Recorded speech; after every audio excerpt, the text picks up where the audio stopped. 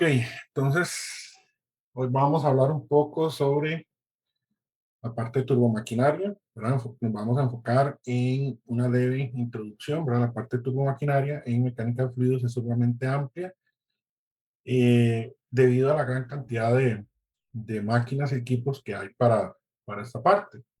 Dentro de todos los análisis que venimos haciendo a lo largo del curso, específicamente cuando empezamos a ver el movimiento del fluido, estábamos viendo que casi siempre nos hablaban de bombas que se requerían para poder impulsar el fluido.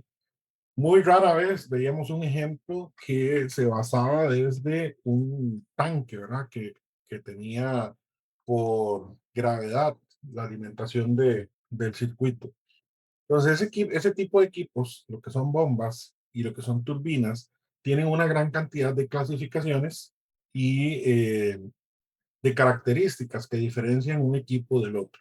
Entonces, lo que vamos a ver es esas diferencias y características que tienen cada uno de los equipos, pues para tener una noción cuando nos estén hablando de algún tipo de bomba o de turbina, poder tener esa noción de qué nos están diciendo y poder al menos preguntar de cuál tipo nos estarían hablando. Poco ahí a nivel de introducción de turbomaquinaria, tenemos que los motores a reacción en los aviones comerciales modernos son turbomáquinas altamente complejas que incluyen secciones de bomba y compresor y turbina. Los motores de avión tienen esa gran particularidad que tienen en toda esa cápsula, tienen las dos etapas. Tienen una bomba que lo que hace es impulsar el aire para que entre a presión a las turbinas para que puedan generar eh, el movimiento. Las turbinas, a su vez, tienen dos etapas. Tiene una que es de alta presión y otra que es de baja presión. Entonces, vean que efectivamente este tipo de motores de reacción de los aviones se convierten en equipos complejos.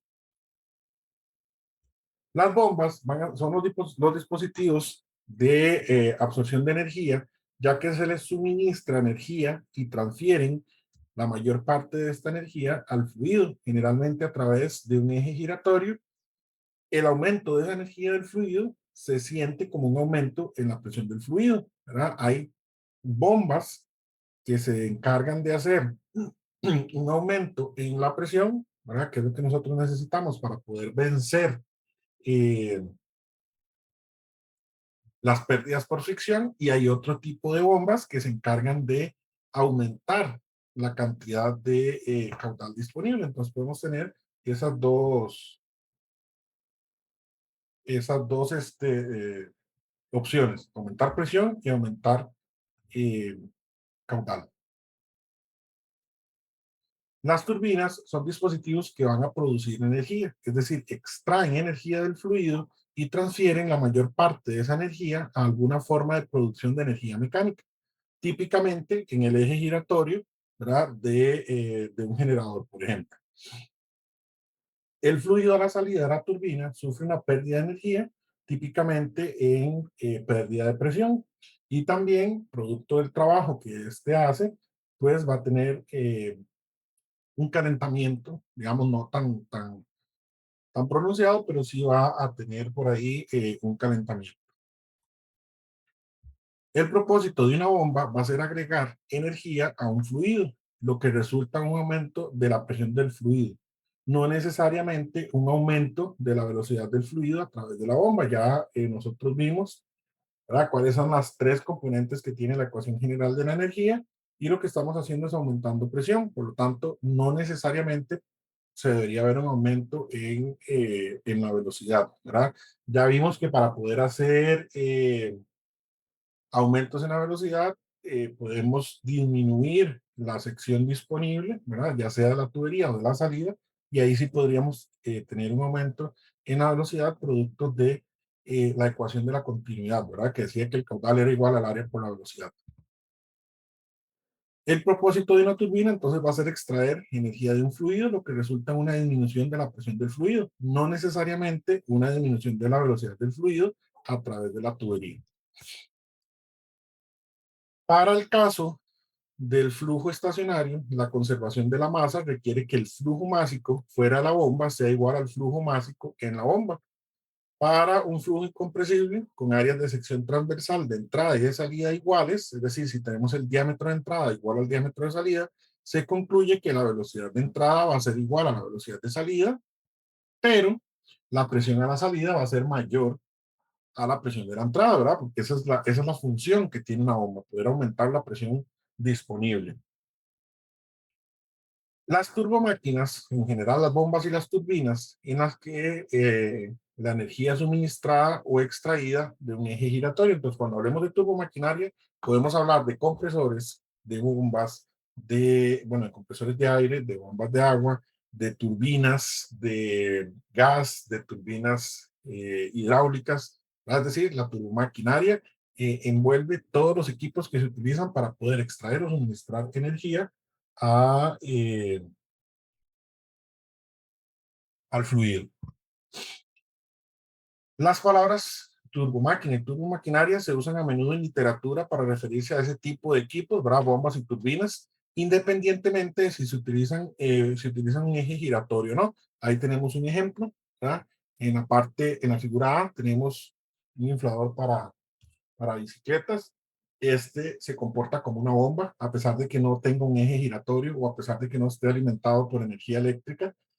Y el rojo también es una bomba, ¿verdad? Eso es lo que se hacía era con una palanquilla, empezar a darle hasta que el fluido empezara a salir por la boquilla, ¿verdad? Entonces también se comporta como una bomba. Entonces vean que entramos dentro de esa definición de que dice que no necesariamente tiene que tener un eje giratorio.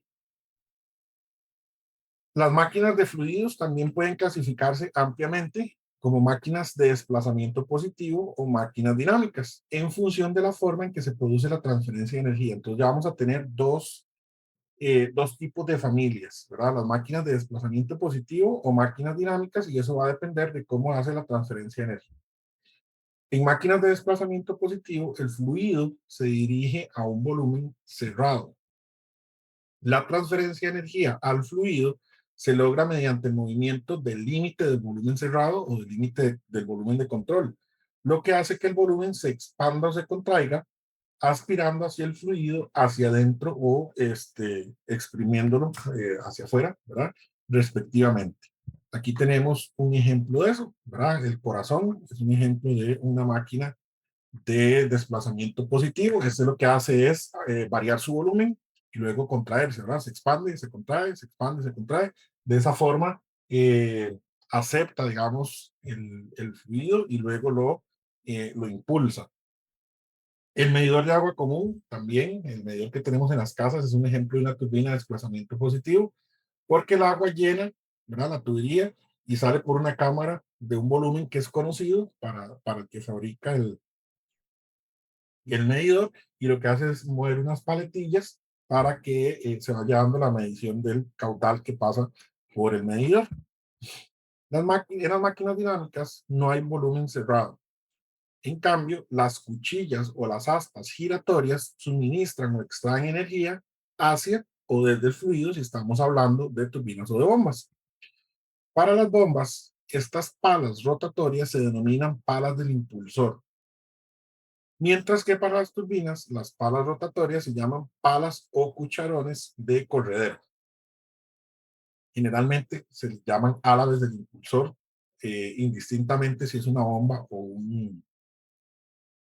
una turbina.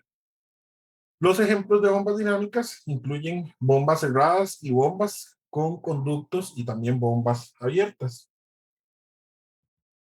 Los ejemplos de turbinas dinámicas incluyen turbinas cerradas, como la hidroturbina que extrae energía del agua en una presa hidroeléctrica, y turbinas abiertas, como la turbina eólica que extrae energía del viento. Entonces, ven que pueden ser abiertas o cerradas dependiendo el tipo de energía que vayan a extraer. Dentro de las bombas, el flujo másico de fluido a través de la bomba es un parámetro primario de rendimiento de la bomba. Es decir, es uno de los valores que tengo que conocer. Para flujos incompresibles es más común usar el flujo volumétrico en lugar de flujo másico, ¿verdad? Es más común usar el caudal, ¿verdad?, para poder hacer la selección. En la industria turbomaquinaria, el flujo volumétrico se denomina capacidad y es simplemente el flujo másico dividido por la densidad del fluido. Entonces tenemos por ahí que el flujo volumétrico va a ser la capacidad, que va a ser el flujo másico dividido entre la densidad del fluido. El rendimiento de una bomba se caracteriza además por su carga hidrostática neta, que lo vamos a denotar con la letra H mayúscula, definida como el cambio en la altura de Bernoulli entre la entrada y la salida de la bomba. Es decir, cuánta altura gano yo en metros, ¿verdad?, de columna de fluido, gano yo a la salida de la bomba. Entonces voy a decir que la carga hidrostática neta de la bomba va a ser la presión que tenga en la salida entre el peso específico del fluido más la velocidad al cuadrado entre 2G más Z, menos esa misma cantidad que tenga pero en la entrada. Recordemos que los datos de salida van a ser mayores que los de entrada y ahí voy a tener un diferencial diferente de cero. Si el diferencial fuera igual a cero, pues no estoy haciendo nada con la bomba que tengo ahí colocada. Para el caso en que se bombea un líquido, la ecuación de Bernoulli en la entrada es equivalente a la línea de energía de la entrada. Entonces ya nosotros estuvimos trabajando muchísimo con las líneas de energía, ¿verdad? Y ya podemos saber, por ejemplo, en la carga hidrostática neta para una bomba, que la línea, esa carga disponible es la línea de energía de salida menos la línea de energía de entrada, que es el cambio aquel que se daba en las bombas, ¿verdad? La presión o la línea de energía venía disminuyendo y cuando llegaba una bomba había un aumento, que sería más o menos como el dibujillo, ¿verdad? Pues la carga hidrostática neta de la bomba se define como el cambio en la ecuación de Bernoulli en la entrada y la salida. Entonces, para un líquido, eso es equivalente al cambio en la línea de energía de entrada y de salida en relación con algún plano de referencia arbitrario, y se dice que BHP, que son las unidades de potencia que se utilizan en turbomáquinas, es la potencia al freno, ¿ok? La potencia externa suministrada a la bomba. Entonces, es muy común ver en turbomáquinas, en especial en turbinas de vapor, ver que ellos digan 45 bhp, ¿verdad? Que es la potencia en el freno. Toda bomba, en general, todo equipo de turbomaquinaria tiene curvas de eficiencia. Entonces vamos a hablar un poco de las curvas de eficiencia de la bomba. ¿Qué es entrega libre? El caudal máximo a través de una bomba ocurre cuando su altura neta es cero, es decir, cuando SH es cero. Es lo que les estaba diciendo, que si SH es igual a cero, quiere decir que no tengo ningún elemento que esté consumiendo o que requiera la energía. Entonces, ese caudal se denomina entrega libre o en vacío de la bomba, porque en ese momento no estoy entregando nada. La cabeza al cierre es la presión hidrostática neta que se produce cuando el flujo de volumen es cero y se logra cuando el puerto de salida de la bomba está bloqueado. En esas condiciones, H es muy grande, pero V es cero, ¿no? Porque no hay velocidad. Es decir, la prueba de cabeza al cierre es que yo le ponga un tapón a la bomba en la salida y la prenda. Entonces ahí voy a medir el H máximo, pero no puedo tener velocidad porque no hay fluido en la salida. Entonces la eficiencia de la bomba es nuevamente cero porque la bomba no está haciendo ningún trabajo útil, no está suministrando energía a nada porque la tenemos bloqueada. Luego tenemos el mejor punto de eficiencia o el punto de mejor eficiencia, que es la eficiencia de la bomba, donde la eficiencia de la bomba alcanza su valor máximo en algún punto entre la condición de apagado y la condición de entrega libre. Es denotado por un asterisco. Entonces podemos tener H asterisco, BHP asterisco, Q asterisco, ¿verdad? Dependiendo de la propiedad que queramos, así podemos indicarla. Y ese sería el punto de mejor eficiencia. Vamos a ver más adelante, cuando veamos las curvas de las bombas, que las bombas se caracterizan por tener múltiples curvas en una sola figura. Luego tenemos las curvas de rendimiento de la bomba, que las curvas de H, de la eficiencia de la bomba, y BHP, como funciones del flujo volumétrico, se denominan curvas de rendimiento de la bomba o curvas características. ¿Por qué características? Porque es una única curva para un tipo de bomba. Luego tenemos el punto de funcionamiento, punto de servicio del sistema, que en una aplicación típica, el H requerido y el H disponible coinciden con un valor único de caudal. Entonces, ese es el punto de funcionamiento, punto de trabajo del sistema. Para condiciones estables, una bomba puede funcionar solo a lo largo de su curva de rendimiento. Entonces, vamos a ver que esas curvas nos definen cuál es el área de operación de la bomba y vamos a ver qué ocurre si nos salimos de esa curva de operación. El punto de funcionamiento estable de un sistema de tuberías está establecido en flujo volumétrico, en donde tenemos que cumplir que al menos el H requerido sea igual al H disponible, ¿verdad? Es decir, que lo que yo vaya a gastar, al menos tenga disponible, ¿verdad? Lo no lógico es que si yo tengo más energía que gastar y tenga menos energía disponible, eso es una condición no deseada y no se podría realizar. Las curvas de rendimiento típicas de una bomba, por ejemplo centrífugas, con alaves inclinadas hacia atrás, podría ser diferente la forma de las curvas para otros tipos de bombas. Por eso se llaman curvas características. Y las curvas cambian conforme se modifica la velocidad a la que rota la flecha o el eje de la bomba. Entonces vean que aquí nos estaban diciendo a nosotros que todos eran parámetros de la bomba, ¿verdad? Aquí tenemos el BHP, tenemos la eficiencia de la bomba y tenemos la cabeza al cierre.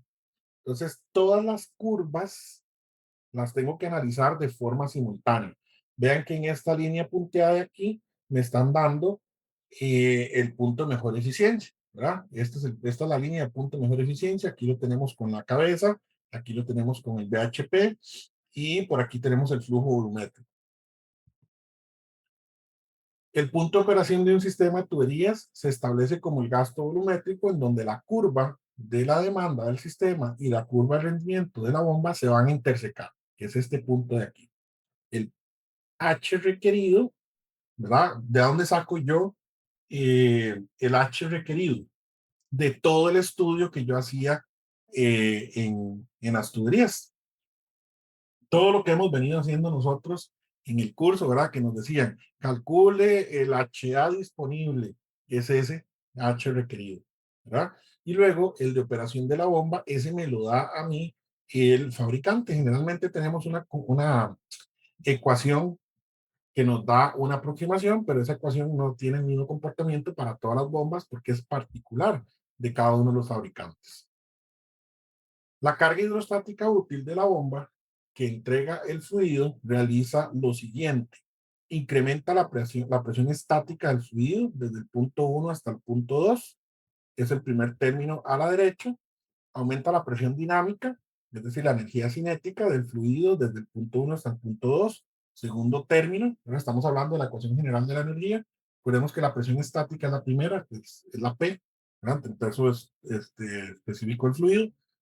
Luego tenemos la carga dinámica, V cuadrado entre 2G, y aumenta la elevación, es decir, la energía potencial del fluido desde el punto 1 hasta el 2, que es el tercer término de la ecuación. Vence las pérdidas irreversibles de carga hidrostática en el sistema de tuberías, que era el HL. ¿Okay? Entonces tenemos que el punto de operación tiene que cumplir que al menos se dé que el H requerido sea igual al H disponible. Entonces es este punto que tengo acá involucrando la presión, la carga estática, la de velocidad y la de altura. Es común en la industria de las bombas ofrecer varias opciones de diámetro del rotor o del impulsor para una misma carcasa de la bomba. ¿Okay? Eso quiere decir que yo puedo comprar la carcasa de una bomba y simplemente desarmarla y cambiarle el impulsor para jugar así con todas las curvas, con la eficiencia, con el caudal, con la presión, etcétera. Esto se hace porque disminuye los costos de manufactura, ¿verdad? No tengo que estar pensando en que para un caudal específico tengo que diseñar un cuerpo de la bomba y para uno un poquito más grande tengo que hacer otro cuerpo de la bomba, sino que simplemente lo que hago es hacer diferentes impulsores de diámetro distinto y con el mismo cuerpo puedo variar todas esas condiciones. posibilitar un incremento de capacidad cuando se cambia el rotor. Es decir, yo hago un diseño, ¿verdad? Hago un diseño de un sistema y generalmente se trata de que el diseño que yo estoy haciendo con la bomba parta con los diámetros pequeños, ¿verdad? ¿Para qué? Porque si en un momento el sistema llega a crecer, yo podría tener al menos dos diámetros de impulsor más para poder aumentar las propiedades del sistema sin tener que quitar la bomba y tener que comprar otra, porque tengo que aumentar caudales, porque tengo que aumentar presiones, ¿verdad? Entonces siempre los diseños se hacen al menos dos impulsores dentro de los dos primeros impulsores que tenga la bomba. Esta curva que tenemos acá tiene cuatro diámetros. Hay bombas que tienen solo dos, hay bombas que tienen tres, ¿verdad? Entonces, lo ideal es siempre hacer el diseño con los impulsores de abajo. Si no se puede, bueno, pues ni modo, tengo que ir subiendo. Lo que no es recomendable es hacer el diseño con el último impulsor porque ya no tendría posibilidad de crecimiento de las características del sistema. Se utiliza para estandarizar los montajes, ¿verdad? De instalación de los equipos, no tener que estar desarmando y armando y tener que estar alineando los ejes de la bomba y el motor y hacer posible la reutilización del equipo para aplicaciones distintas. Aquí tenemos ya una curva verdadera. Este es del modelo 4013 de la marca Taco. Vean aquí la curva característica de las bombas. Todos estos son eficiencias, ¿verdad? El punto de mejor eficiencia es del 80%. Las curvas punteadas en rojo son el BHP, ¿verdad? En este caso, bueno, nos los están dando en HP, es decir, no es la potencia del freno, sino la potencia que suministra. Y luego las curvas azules vendría siendo el caudal, ¿verdad? O la cabeza, ¿verdad? Entonces, vean que la energía disponible va disminuyendo conforme aumenta el caudal. Entonces yo tengo que encontrar un punto óptimo entre la energía disponible y el caudal que necesito suministrar. Al bombear líquidos, es posible que la presión local dentro de la bomba caiga por debajo de la presión de vapor del líquido y se me dé por ahí una, un fenómeno, ¿verdad? Cuando esa presión disponible del fluido esté por debajo de la presión de vapor, empiezan a aparecer burbujas que están llenas de vapor, llamadas burbujas de cavitación. Y ese es el efecto que se me da, cavitación. El líquido hierve localmente, típicamente en el lado de succión de los álabes del impulsor, donde la presión es mucho más baja, ¿verdad? A la salida, la presión es más alta porque ese es el trabajo que hace la bomba, aumentar la presión. Y recordemos, cuando estuvimos viendo propiedades de los fluidos, que la cavitación lo que hace es dañar el impulsor, ¿verdad? Con pequeñas grietas, lo que hace que se vaya debilitando y llegue a fallar. Entonces tenemos que evitar que la presión del fluido esté por debajo de la presión de vapor del fluido. La carga de aspiración neta positiva del sistema, llamado también NPSH, es la diferencia entre la carga de presión de estancamiento de entrada de la bomba y la carga de presión de vapor. Entonces, la carga de aspiración neta positiva, que es, por ejemplo, la que tendría que tener una bomba para poder succionar de un tanque subterráneo el agua para poder operar, sería con esta ecuación de acá, ¿verdad? La presión que tengo en la entrada a la bomba más la velocidad cuadrada entre 2G menos la presión de vapor del fluido entre el peso específico del fluido. ¿Ok?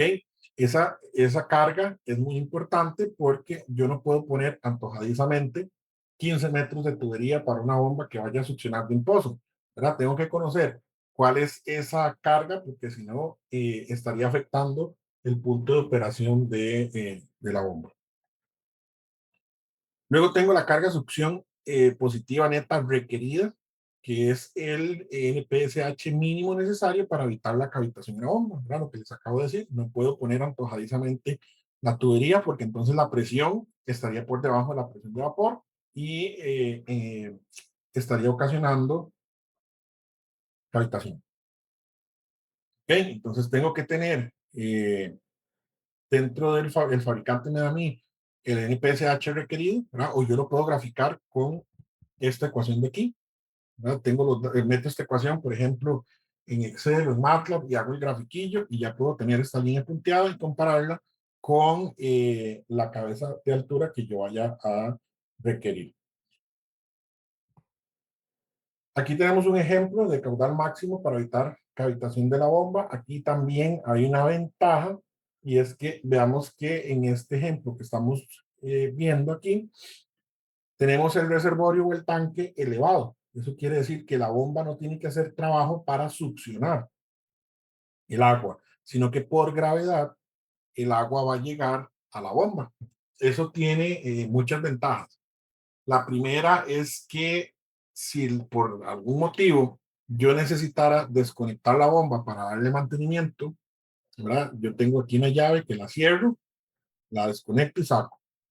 Cuando vuelvo a poner la bomba viene vacía, viene sin agua, ¿verdad? Y se tiene que dar lo que se llama la purga de la bomba, que es volver a llenar el cuerpo de agua para que opere. Las bombas centrífugas, que ahora vamos a ver ese tipo de bombas, son las más comunes de uso en la industria, no tienen la capacidad de autocebado, es decir, de volverse a llenar. Si usted pone una bomba que no tiene el cuerpo lleno de agua, se daña la bomba y nunca succionó agua. ¿Ok? Lo primero que se tiene que hacer antes de ponerla a operar, ellas tienen un taponcillo, es abrir ese taponcillo, llenar el cuerpo de agua y ponerla a funcionar. Entonces, es una ventaja que tienen este tipo de sistemas cuando el tanque está por encima de la bomba. Y eso hace que el NPSH requerido pues, sea mucho mayor, ¿verdad? Podemos tener trabajos de bombas en serie en paralelo, ¿verdad? A veces la conexión de dos bombas muy diferentes nos permiten algunas ventajas, ¿verdad? Dependiendo de cómo las conecte, si en serie o en paralelo. Entonces, cuando se tiene la necesidad de aumentar el flujo volumétrico o la presión en una pequeña cantidad, puede considerar agregar una bomba más pequeña adicional en serie o en paralelo a una bomba original en el sistema. Esto también se hace para poder reducir, por ejemplo, los costos de operación de un sistema. Supongamos que nosotros tenemos un sistema tal que vaya a requerir 100 litros por minuto, digamos, no sé, ¿verdad? Entonces, resulta que esa bomba para entregar 100 litros por segundo es grandísima y el consumo energético para mantenerlo operando es muy alto y posiblemente hay puntos en la producción o en la entrega del fluido en los que no se necesita o no se entrega eh, todo el caudal requerido, ¿verdad? Entonces, la bomba estaría operando para tratar de entregar los 100 litros por segundo, pero resulta que hay veces que entrega 20 litros por segundo, a veces 50, a veces 75, ¿verdad? Y ahí va. Entonces, ¿qué es lo que se hace? Se colocan bombas en paralelo, ¿verdad? Como esto que está aquí, de diferentes capacidades. Entonces, yo llego y digo, ¿cómo puedo entregar 100 litros por segundo? Pero entonces voy a poner una bomba grande que me entregue el 75% de esos 100 litros por segundo. Y voy a poner una bomba más pequeñita que me entregue el 25%. Entonces, se hace un sistema, entre comillas, digamos, inteligente, que se da cuenta la bomba cuando requiere más caudal o menos caudal. Entonces, entra a operar la bomba del 75% y en el momento en el que el consumo sea tan bajo para esa bomba, se apaga esa y arranca las 25. ¿Verdad? Entonces, ahí va compensándose. A veces se hacen dos bombas de 50%. Entonces, una sola puede llevar los 50 litros por segundo. Y luego, si el consumo es más que eso, arranca la otra. Y eso también nos permite que, por ejemplo, si una bomba se llega a dañar, el sistema, si tuviéramos una sola bomba, el sistema se detendría, pero si tenemos dos, al menos puede operar al 50%, ¿verdad? O al 75%, a la forma que nosotros lo hayamos diseñado. Entonces, esas son ventajas. ¿Ok? Entonces, ahí tenemos cómo se comportarían las bombas en serie en paralelo, cuál es la curva de rendimiento. Esa parte de curvas en serie paralelo y nos las da el mismo fabricante. Sin embargo, bueno, hay que recordar cómo se comporta el caudal y la presión en serie paralelo, ¿verdad? Para poder saber si pongo una bomba en serie o en paralelo. Entonces recordemos que si yo pongo bombas en serie, lo que estaría aumentando es la presión, ¿verdad? Porque en paralelo la presión es la misma en todos los ramales. Y si pongo bombas en paralelo, la suma de los caudales de cada ramal es, es el caudal de salida, ¿verdad? Eso es simplemente lo que tengo que para hacer. ¿Ok? Entonces aquí vemos bombas en serie y en paralelo. A menudo varias bombas idénticas funcionan en paralelo de modo que se puedan alcanzar un gran gasto volumétrico cuando es necesario. Ahí tenemos un sistema, perdón, una central hidroeléctrica en donde se tienen bombas de operación en paralelo serie. Pues vamos a empezar a hablar un poco de los distintos o las distintas clasificaciones de esta parte de las bombas. Empezando con las bombas de desplazamiento positivo, que ya vimos que eran las que tenían un volumen cerrado y ese volumen se modificaba. Entonces el fluido se absorbe en un volumen de expansión y luego se empuja a medida que ese volumen se va reduciendo, digamos, tiende a ser cero para aumentar esa presión. Entonces el mecanismo que causa que ese cambio en el volumen difiere mucho entre los diversos diseños. Aquí tenemos, por ejemplo, eh, cuatro tipos, que hay muchísimos, pero ahí tenemos cuatro tipos. Las bombas de desplazamiento positivo son ideales para aplicaciones de alta presión, como por ejemplo bombeo de líquidos viscosos, lodos muy espesos, eh, llamemos lodos espesos, ¿verdad? Una aplicación muy común de este tipo es cuando se tienen que succionar o descargar los tanques sépticos, ¿verdad? Esos son lodos espesos. Para aplicaciones donde se dispensan o se dosifican cantidades precisas de un líquido, por ejemplo, cuando se hacen operaciones, no sé, del corazón, ¿no? Hay que poner una bomba que siga suministrando o impulsando la sangre. Se utilizan este tipo de bombas porque tienen el control de la presión y del caudal muchísimo mejor que las bombas centrífugas. Entonces, en aplicaciones médicas, este tipo de bombas se utilizan muy comúnmente. Entonces, ¿cómo es que funcionan este tipo de bombas? Se tienen cuatro fases, ¿verdad? La primera fase es la entrada del volumen de agua, ¿verdad? En un momento determinado, ese volumen de agua es conocido, ¿verdad? En ese momento giran los dos cuerpos o los dos lóbulos que tiene ese tipo de bomba.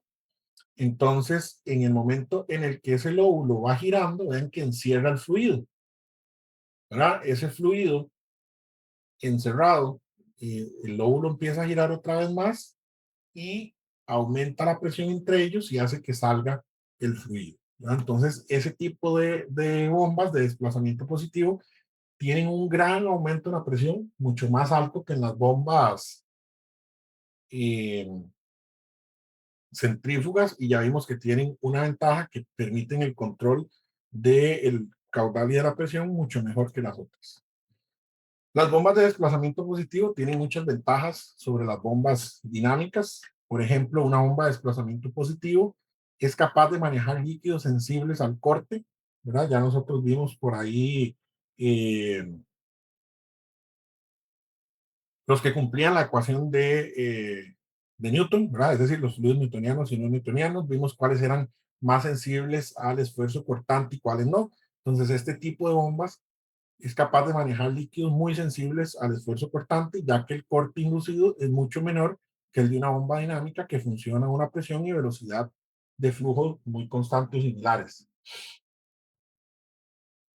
La sangre es un líquido sensible al cizallamiento, ¿verdad? Y esta es una razón por la cual se utilizan bombas de desplazamiento positivo para hacer corazones artificiales. Una bomba que puede elevar un líquido incluso cuando la bomba está vacía se llaman bombas autocebantes. ¿Ok? Ahí tenemos un ejemplo, ¿verdad? Yo puedo colocar aquí una bomba tirar la tubería y las bombas autocevantes, aunque toda esta tubería y la bomba esté vacía, o tiene la capacidad de succionar, llenarse y impulsar esa parte. Todas las bombas tienen la capacidad de autocevarse. Eh, Especialmente, digamos que las centrífugas casi que no tienen esa capacidad de autocevarse. Existen tres tipos principales de bombas dinámicas que se encuentran con álabes rotatorios, las cuales se llaman álabes de rueda móvil o álabes del rotor o impulsor. Esos elementos imparten una cantidad de movimiento al fluido, a diferencia de los que vimos aquí. ¿Verdad? Estos de aquí están de engranes, de tornillos, de lóbulos o de paletas, que son las diferentes bombas de desplazamiento positivo. Lo que hacen es que estos engranes reducen el volumen y aumentan la presión. Ahora, con las bombas centrífugas o dinámicas, lo que se tiene es un impulsor que tiene esos álabes, ¿verdad? Para poder impulsar el fluido. Por esa razón se les llama algunas veces bombas rotodinámicas o simplemente bombas rotatorias, porque ahí el cuerpo es el que gira. Las bombas rotatorias se clasifican por la manera en la cual el flujo sale de la bomba, ¿verdad? Si es flujo radial, se dice que son centrífugas, flujo axial o flujo mixto. Entonces vamos a ver el impulsor, ¿ok? Tenemos el flujo centrífugo o bombas centrífugas cuando el fluido entra, ¿verdad? De frente al impulsor y sale perpendicularmente. Luego tenemos el flujo mixto, que es cuando entra de forma perpendicular y sale levemente inclinado. Luego tenemos el flujo axial, cuando entra y sale de forma axial al impulsor. Entonces, las bombas de flujo radial, el flujo entra de manera axial en la misma dirección en la que el eje de la flecha giratoria o del impulsor, en el centro de la bomba, pero se descarga de manera radial o tangencialmente a lo largo del radio exterior de la carcasa de la bomba. Por esa razón, las bombas centrífugas reciben también el nombre de bombas de flujo radial. Luego tenemos las bombas de flujo axial, ¿verdad? Que el fluido entra y sale axialmente en general a lo largo de la parte exterior de la bomba, debido al bloqueo de la flecha, motor y núcleo entre otros. Y tenemos las bombas de flujo mixto, que es considerada intermedia entre la centrífuga y la axial, ya que el flujo entra de forma axial, pero no necesariamente en el centro, y se descarga a un ángulo entre las direcciones, digamos que axial y radial. Por eso se llama mixto, porque está entre el axial y el radial. Las bombas centrífugas y los sopladores, ¿verdad? Que sería como el similar en gases, se identifican con facilidad por su carcasa en forma de caracol llamada voluta. ¿Okay? Se encuentran en todos lados, en los hogares, en las máquinas lavaplatos, en tinas de baño, ¿verdad? En todo lado. Porque son las más fáciles de fabricar y de darles mantenimiento. Se utilizan en automóviles también, la bomba del agua del motor, la del ventilador, la del aceite, la del aire acondicionado, etcétera. Las bombas centrífugas están en la mayoría de las industrias. Se utilizan en sistemas de ventilación de construcciones, en las de operación de lavado, en depósitos de enfriamiento, en general, ¿verdad? Entonces, dice que las bombas centrífugas se caracterizan porque tienen esa forma como de caracol, ¿verdad? Ven que esta bomba tiene como esa forma ahí de caracol. Entonces, en la terminología de las bombas, todo el ensamble que gira y que consiste de la flecha, los álabes, el impulsor, el núcleo y el refuerzo del impulsor se le llama rodete o rotor. O sea, todo esto, todo este disco que está aquí, se le llama rodete o rotor. Entonces, vean que efectivamente tiene, tiene como esa forma o ese cuerpo en forma de caracol. Existen tres tipos de bombas centrífugas que justifican un análisis con base en las características geométricas de los álabes. ¿Ok? Están los álabes inclinados hacia atrás, que son estos, ven que tienen como una inclinación como hacia atrás del cuerpo de la bomba. Los álabes radiales, que son prácticamente rectos, y los álabes inclinados hacia adelante, ¿verdad? Porque vean que, a diferencia de estos que van hacia atrás, estos van inclinados hacia el sentido, digamos, de salida del fluido. Entonces tenemos esas tres características dependiendo qué es lo que vayamos a hacer. Entonces así podemos seleccionar cada uno de los álabes. Entonces las bombas centrífugas con álabes inclinados hacia atrás son los más comunes. Proporcionan la más alta eficiencia de los tres porque el fluido pasa por los pasajes de los álabes con la misma cantidad de giros. La bomba centrífuga que tienen álabes radiales o rectos tienen la característica geométrica más sencilla porque no hay que darle ese ángulo de inclinación a los álabes y generan el incremento de presión más grande de los tres tipos de bombas. Entonces, si lo que yo necesito es una aplicación en donde el aumento de la presión tenga que ser mucha, entonces digamos que esta es la mejor opción. Y luego tenemos las bombas centrífugas con álabes inclinados hacia adelante, que lo que provocan es un incremento de la presión que es casi constante. ¿Okay? Es decir, no se ven fluctuaciones en ese aumento de la presión. Entonces aquí tenemos las diferentes curvas, ¿verdad? Estas son teóricas o digamos, de ejemplo de cómo se comporta cada una de de las bombas. ¿Verdad? En rojo tenemos hacia atrás la radial en azul y hacia adelante las negras. Entonces ven cómo se comportan cada una de las curvas según el posicionamiento de de los álabes. Pues ya vimos que podemos tener dos tipos de familias de bombas, ¿verdad? Que son las dinámicas o centrífugas generalmente, ¿verdad? Y las que son las bombas de impulso, que son las que reducen el volumen. Y esas son como las características que podemos tener en las bombas, ¿verdad? Como les decía, es a modo introductorio, la parte de las bombas en turbomaquinaria es grandísima. Podemos analizar, por ejemplo, las bombas centrífugas, tenemos tres tipos y podríamos gastar un curso completo hablando sobre las bombas centrífugas. Entonces, la idea es que se den así como una pincelada, ¿verdad? Los tipos de bombas que existen y cuáles son las aplicaciones que se pueden tener. Creo que cuando lleven máquinas y equipos ya ven un poco más detallado los tipos de bombas, pero ahorita era darles como esa leve introducción. Entonces, de la misma forma que hablamos un poco de las bombas y de las dos familias que tienen las bombas, vamos a hablar también un poco de las turbinas, ¿verdad? Las turbinas se han utilizado durante siglos para poder convertir la energía mecánica disponible libre, ¿verdad? De los ríos y el viento en trabajo mecánico útil, generalmente a través de un eje giratorio.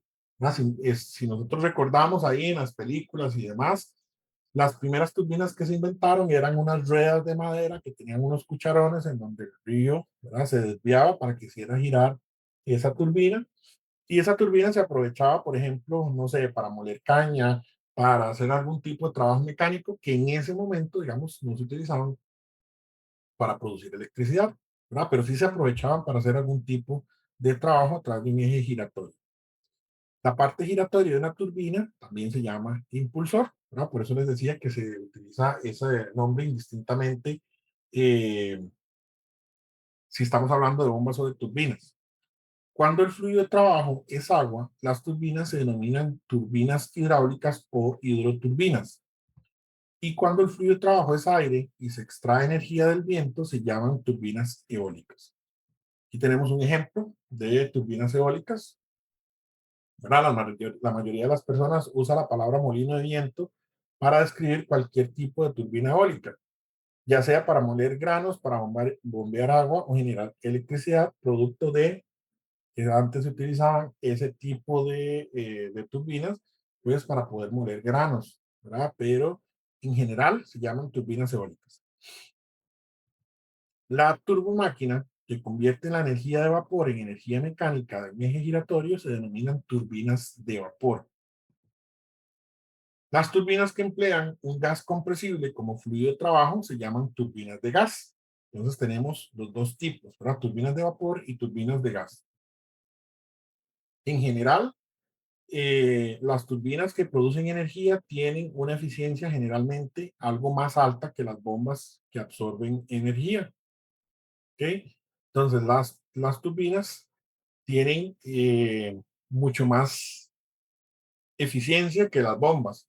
A pesar de que, digamos, uno podría decir, bueno, ¿y qué pasa si yo agarro una turbina que tiene la eficiencia más alta que una bomba y en el lugar de alimentar eh, o sacarle energía a la bomba con el fluido, más bien alimento con un motor y le meto energía para que tenga una eficiencia más alta? No pueden comportarse, digamos, hay unas que sí, pero generalmente no pueden comportarse como bomba o como turbina. ¿Ok? Y hay unas, como el que les digo, que sí tienen esa dualidad, ¿verdad? De comportarse a veces como turbina o como bomba, dependiendo de si lo alimento con fluidos o si lo alimento con un motor eléctrico. Las hidroturbinas grandes logran eficiencias generalmente superiores al 95%. Vean que es una eficiencia sumamente alta. Ahora estábamos viendo, vimos por ahí una de las curvas que tenía, creo que el máximo era como 80%, pero generalmente las otras curvas andaban como por 50, por ahí, ¿verdad? Que era una bomba real que tenía una eficiencia muy baja. Vean que estas las turbinas dicen que son eficiencias muy altas para tratar de sacarle la mayor energía al fluido. Ese 10%, 5% que nos falta por ahí, eh, digamos que se pierden por fricción en el eje, producto de los rodamientos, etcétera, etcétera. Pero ya es como parte del componente mecánico como tal.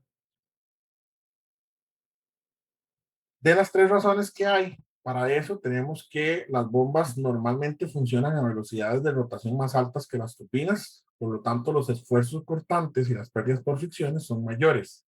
Por eso es que las turbinas son más eficientes que las bombas. Segundo, la conversión de energía cinética en energía de fluido en las bombas tiene pérdidas inherentes más altas que la parte inversa, ¿no? Es decir, sacarle la energía al fluido. Y tercero, las turbinas, especialmente las hidroturbinas, son a menudo mucho más grandes que las bombas y las pérdidas viscosas se vuelven menos importantes a medida que aumenta el tamaño. ¿Okay? Entonces nosotros vemos por ahí bombas que las podemos levantar nosotros con la mano, ¿verdad? Mientras que las turbinas ya empiezan a ser mucho más grandes. Entonces eso hace que las pérdidas viscosas sean casi que, digamos, despreciables en ese tipo de turbinas mucho más grandes. Y finalmente, aunque las bombas a menudo operan en un amplio rango de caudales, la mayoría de las turbinas generadoras de electricidad funcionan dentro de un rango operativo más estrecho y a una velocidad constante controlada. Por lo tanto, pueden diseñarse para operar de manera más eficiente en ese tipo de condiciones. Al igual que con las bombas, clasificamos las turbinas en dos amplias categorías, que son de desplazamiento positivo y dinámicas. La misma eh, clasificación que tienen las bombas. Las turbinas de desplazamiento positivo son dispositivos pequeños que se utilizan para medir, por ejemplo, flujo volumétrico, que son los medidores típicos que tenemos en las casas, mientras que las turbinas dinámicas varían de pequeños a enormes tamaños y se usan para la medición de flujo y para la producción de energía. Una turbina de desplazamiento positivo podría convertirse como una turbina de desplazamiento positivo que funciona de la manera opuesta. Cuando el fluido entra a un volumen cerrado, hace girar a una flecha o desplaza una varilla reciprocante. En ese caso, el volumen del fluido encerrado es desplazado hacia afuera cuando entra más fluido al dispositivo. Hay una pérdida neta de carga a través de la turbina de desplazamiento positivo. La energía se extrae del fluido que fluye y se convierte en energía mecánica. Sin embargo, las turbinas de desplazamiento positivo generalmente no se usan para la producción de energía, sino que más bien se utilizan para medir caudales.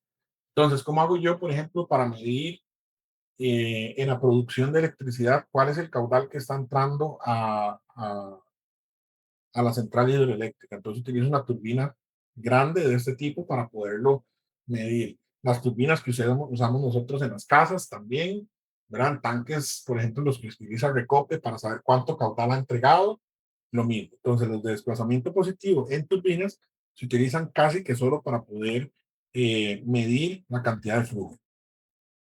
¿Ok? Ahí tenemos un tipo de turbina de desplazamiento positivo. Esto ven que es como un balín, ¿verdad? Entonces el disco sube y baja, lo que hace que convierta energía mecánica sobre este eje, ¿verdad? Y de esa forma vaya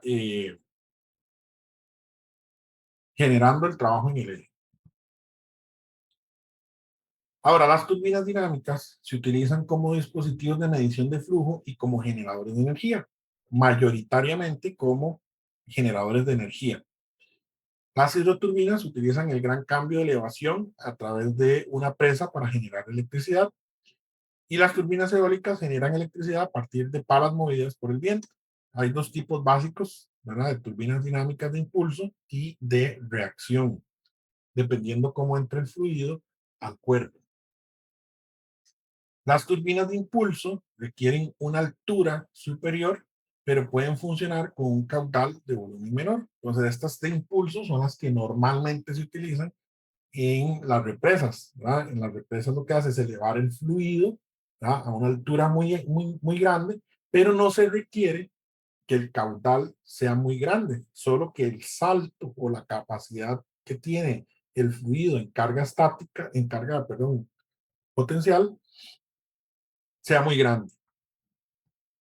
Las turbinas de reacción pueden funcionar con mucho menos carga de elevación, pero requieren un caudal mucho más alto.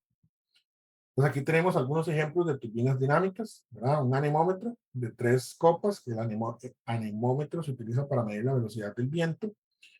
Y, por ejemplo, un aeroplano de investigación con turbinas diseñadas para extraer energía de los vórtices en las puntas de las alas, que son estos elementos que se tienen acá, ¿verdad? Las turbinas de impulso es en la que el fluido se envía a través de una boquilla para que la mayor parte de la energía mecánica disponible se convierta en energía cinética. Es decir, yo tengo que hacer pasar mi fluido sobre una boquilla que va a hacer que se impulse el, eh, el rotor de la bomba. Básicamente es como aquel que les decía, el cuerpo grande de madera que se utilizaba antes, en donde se ponía una tubería que empezaba a mover esas palas. Esas son ese tipo de turbinas de impulso. Solo que ahora el chorro de alta velocidad incide en las paletas en forma de cuchara que transfieren energía al eje de la turbina. El tipo más moderno y más eficiente de turbina de impulso es la turbina Pelton y la rueda giratoria se le llama Pelton, producto del inventor, digamos, de este tipo de turbinas. Y básicamente los álabes de este tipo de turbinas parecen una cuchara. Ahí tenemos un ejemplo de las turbinas de impulso tipo Pelton.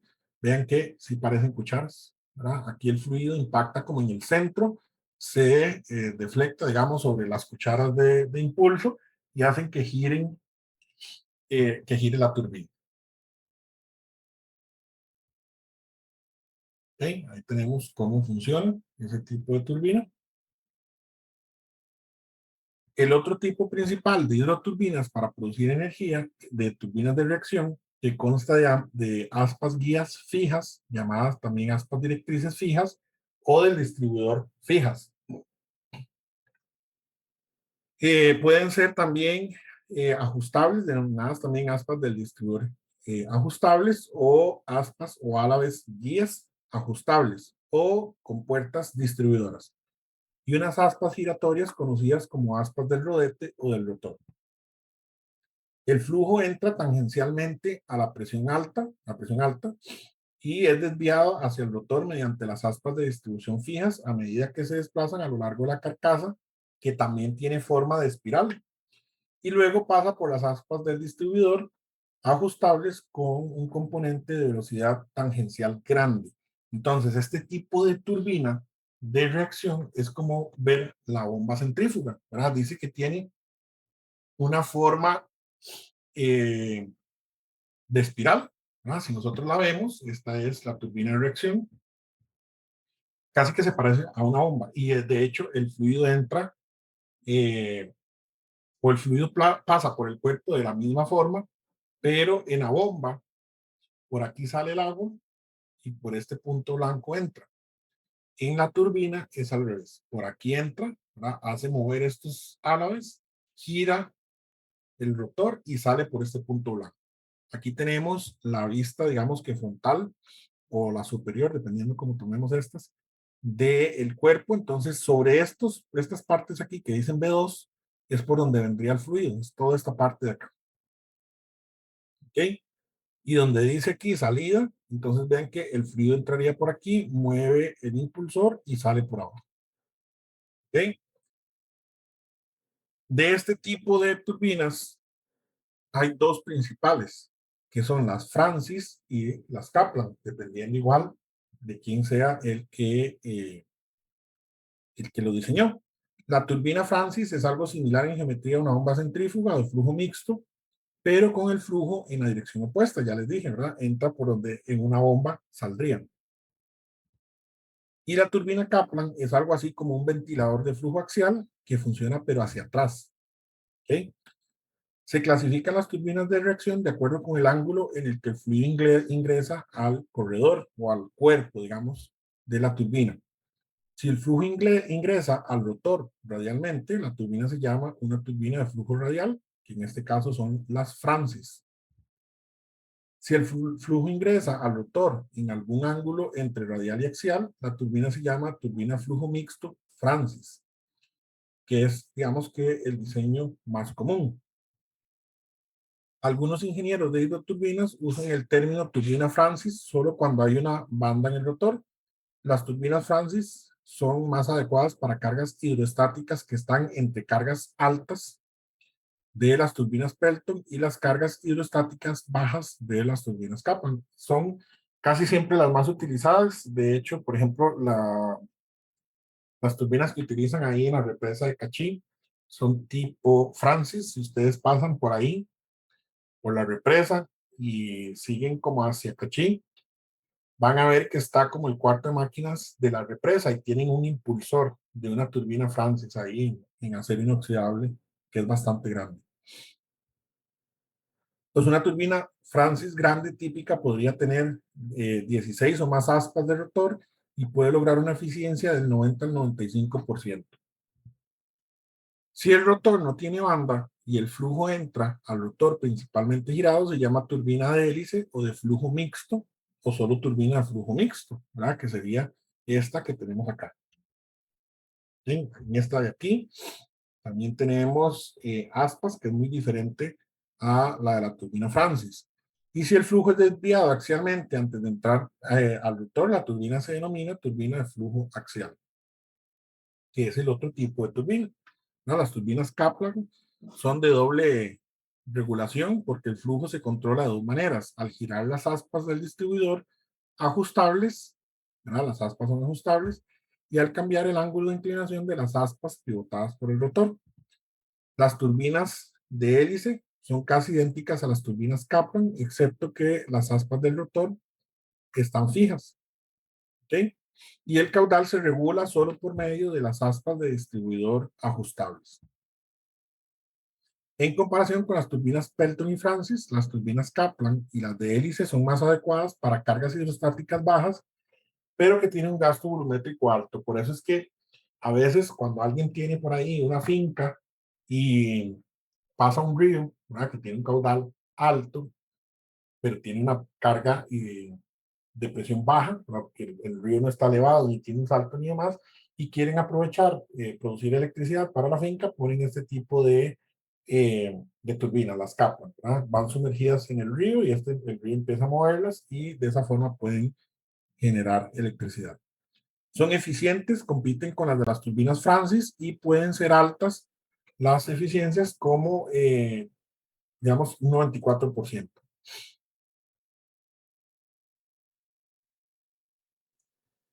Entonces aquí tenemos un ejemplo de un impulsor de una turbina Francis. Vean aquí, hay una persona, vean el tamaño de la persona, vean el tamaño del impulsor. Por eso se decía que generalmente los cuerpos son muy grandes, mucho más grandes que los de las bombas, y por eso es que las pérdidas viscosas se podían despreciar en las turbinas y eso hace que las eficiencias sean más altas que las de las bombas. Por aquí tenemos una vista más cerca de ese rotor de la turbina Francis. Esta es de una estación hidroeléctrica que produce 194 megawatts de potencia con 375 metros cúbicos por segundo, ¿verdad? Muchísima agua en un solo instante. Y este de aquí es una hélice de 5 aspas de una turbina Kaplan, ¿verdad? Vean aquí también el tamaño de la persona y el tamaño que tiene el rotor de esa turbina de Rexel. Pues ya vimos por ahí que tenemos diferentes tipos, tanto de bombas como de turbinas. Se clasifican en dinámicas o en impulso, dependiendo cómo ingrese el fluido a cada una. Podemos tener la clasificación de ellas mismas, ¿verdad? Ya vimos que las bombas, por ejemplo, centrífugas o dinámicas, podemos tener las de álabes hacia adelante, axiales o hacia atrás. Y dentro de las de impulso también tenemos una gran cantidad ahí de equipos. ¿Okay? Entonces, esto es como una leve introducción a la parte de turbomaquinaria, como les digo, para que se lleven por lo menos el concepto de que existen varios tipos de turbinas, ¿verdad? Ya vimos que están las Kaplan, las Pelton, las Francis, que son las más utilizadas para poder producir electricidad. Entonces ya ustedes mismos también van a poder ver que si pasan, por ejemplo, por una represa como la de Cachí, que tiene un salto hidráulico muy alto, eh, se utilizan este tipo de turbinas. ¿Okay? No sé si tienen alguna consulta con este tipo de turbomáquinas.